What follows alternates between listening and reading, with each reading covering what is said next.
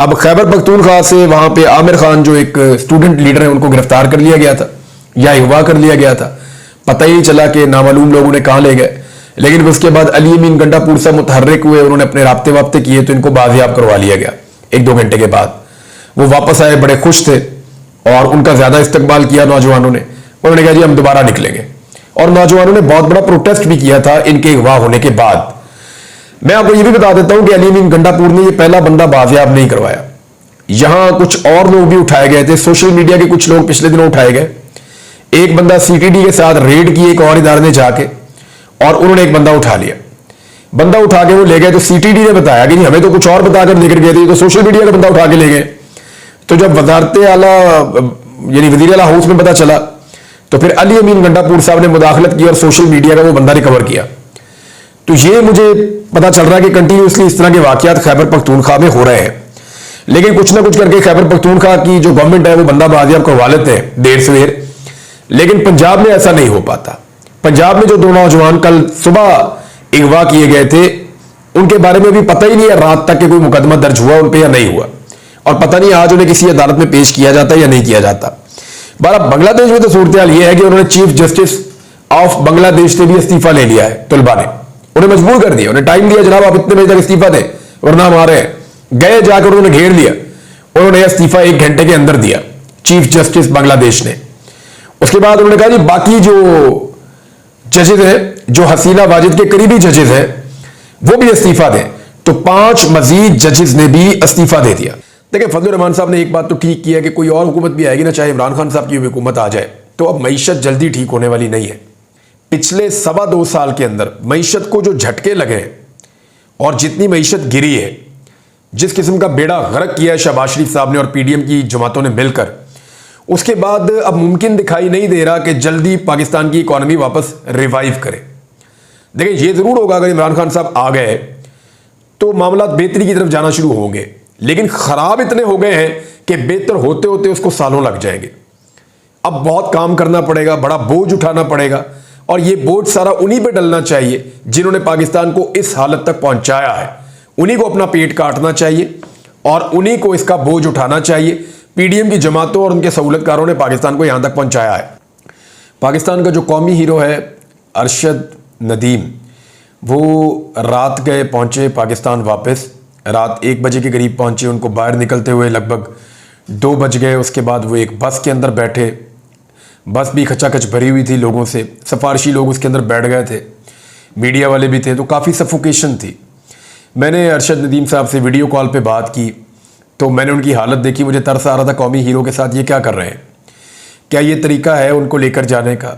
यानी बस के अंदर जो बहुत सारे पॉलिटिकल पार्टी के वर्कर घुसे हुए थे और एक सफोकेशन थी और बोला भी नहीं जा रहा था, और उनकी हालत मुझे लग रहा था जैसे निढालनी आदमी हो जाता। एक लंबा ट्रैवल करके वो आ रहे हैं, कंटिन्यूसली वो जाग रहे हैं, सेलिब्रेशंस ख़त्म होने का नाम नहीं ले रही। अभी उन्होंने अपने इलाके में पहुंचना है, वहाँ पे भी उनका इस्तकबाल होगा, लोग जाग रहे हैं, उनका इंतज़ार कर रहे हैं मियाँ चुन्नू में।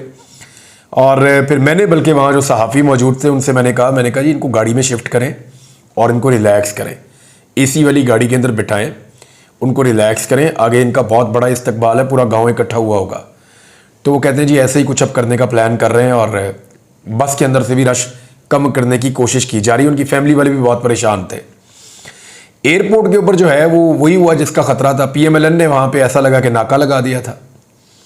कभी हमने जो मनाजिर देखे वो अजीबोगरीब ही थे। यानी हमने जो देखा वो मैं आपको बता देता हूँ, तस्वीरें आप शायद हम आपको दिखा भी पाएँ। राना मशहूद साहब हैं, वो पहले कान में बात करते रहे बहुत देर तक। फिर हमने देखा कि अरशद नदीम साहब को कागज़ भी दिखाया गया, पता नहीं उस पर क्या लिखा हुआ था। फिर कोई उन्हें इधर घेर रहा है, कोई इधर से घेर रहा है, तो पीएमएलएन की पूरी क़यादत ने उन्हें घेरा हुआ था। शहबाज शरीफ और मरीम नवाज़ तो नहीं आए, जो कि एक अच्छी बात है, उनको नहीं आना चाहिए था। ये मौका जो है सेलिब्रेशन का था, अवाम का हक था, उनको ये हक मिलना चाहिए था। तो सारे सियासी रहनुमाओं ने अरशद नदीम को खड़े करके बारी बारी खिताब किया मीडिया के साथ। यानी ये मौका था, भाई वो हीरो आया उसको बात करने दें, वो अपनी बात करके चले जाएं। सारों ने बारी बारी खिताब किया और पता नहीं उनके कान में क्या कहते रहे कि उनसे वो स्टेटमेंट उन्होंने लिया जो उन्होंने अंदर नहीं दिया। अंदर अरशद ने जब बात की तो उन्होंने बताया कि कैसे उन्होंने मुश्किलात का सामना किया। उन्होंने वापडा का शुक्रिया अदा किया, अपने कोच साहिद साहब का शुक्रिया अदा किया, दीगर बहुत सारे लोगों का, पाकिस्तान की मीडिया का, आवाम का, अपने माँ बाप का, फिर अपनी मेहनत के बारे में बताया उन्होंने कैसे मेहनत की।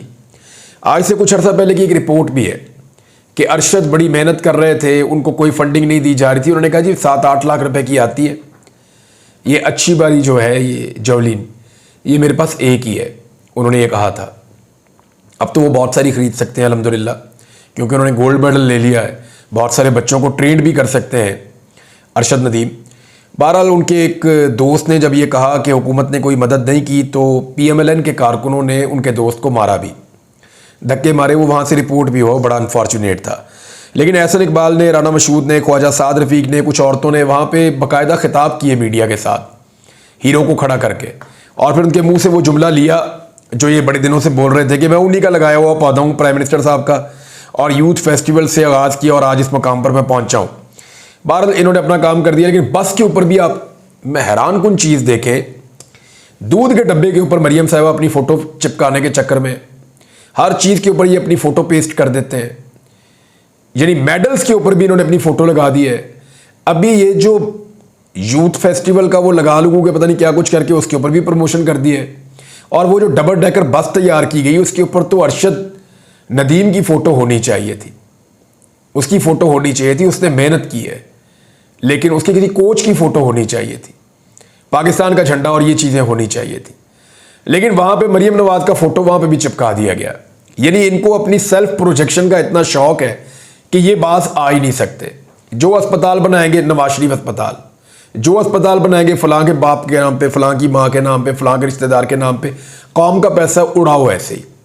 हर चीज़ अपने नाम पे, अपनी शक्ल, अपना जो चेहरा है वो, हाँ चेहरा नहीं, वो क्या कहती हैं, उन्होंने क्या नाम लिया था, हाँ शाजिया मरी साहिबा ने कहा था कि थोबड़ा, अपना थोबड़ा हर जगह पे लगाने का इनको शौक होता है। ये बड़ा अच्छा उन्होंने एक लफ्ज़ नया दिया है, थोबड़ा, शाजिया मरी साहिबा ने दिया है। तो ये अपना थोबड़ा जो है वो हर जगह पे पेस्ट कर देते हैं बदकिस्मती से। बस के ऊपर भी अपनी फ़ोटो लगा दी। पाकिस्तान भर में नाज़रीन व्हाट्सएप स्लो हो रहा है और बार बार स्लो हो रहा है। उसकी वजूहात के ऊपर मुख्तलिफ लोग मुख्तलिफ बातें कर रहे हैं, लेकिन एक्चुअली पाकिस्तान में एक फायरवॉल का सिस्टम है, उसको लगाकर तजुर्बा किया जा रहा है कि क्या इस फायरवॉल के ज़रिए से मतलूबा नताइज हासिल किए जा सकते हैं या नहीं। मेरे ख्याल में IT का एक अदना सा एक्सपर्ट भी आपको ये बता देगा कि कोई भी फायरवॉल दुनिया भर में VPNs की मौजूदगी में वो मकासद हासिल नहीं कर सकती जो वहाँ की हुकूमतें चाहती हैं। यानी UAE जिससे हम पैसा उधार लेते हैं वो तो कर नहीं पाया, चाइना जिससे हम पैसा उधार लेते हैं वो भी कर नहीं पाया। तो दुनिया के बहुत सारे ममालिक जो कुछ चीज़ों को बंद करना चाहते हैं अपने मुल्कों में, उन्होंने उनकी मुतबादिल दूसरी चीज़ें मुहैया की हुई हैं। पाकिस्तान जो है उसने कोई ऐसी फैसिलिटी मुहैया नहीं की हुई। लिहाजा पाकिस्तान में जितना भी कुछ इस्तेमाल होता है एप्लीकेशंस के बारे में या सॉफ्टवेयर के बारे में, वो सारा कुछ बाहर से आता है। पाकिस्तान की अपनी टेक्नोलॉजी नहीं है। लिहाजा पाकिस्तान मरहूने मिन्नत है, हमारा सारा कारोबारी ज़िंदगी मुतासिर हो जाएगा। और ये जो आपका इंटरनेट बहुत ज़्यादा स्लो हो जाता है, बार बार आपको पाकिस्तान में परेशानी आती है, ये एक्चुअली एक तजर्बा कर रहे हैं जो मेरी नाकस अकल के मुताबिक तो कामयाब नहीं होगा। हाँ, छोटी मोटी चीज़ों में कामयाब हो जाएगा, उसका इम्पैक्ट 10% से ऊपर नहीं जाने वाला। 10% से ऊपर मैं आपको जिम्मेदारी के साथ कह रहा हूं। आज हमने इसके ऊपर कंप्लीट एनालिसिस किया है, कुछ एक्सपर्ट्स थे मेरे पास, उनके साथ बैठ के, तो इसका बहुत बड़ा इंपैक्ट नहीं होगा। ये अरबों रुपया लगाकर भी कुछ भी अचीव नहीं कर पाएंगे।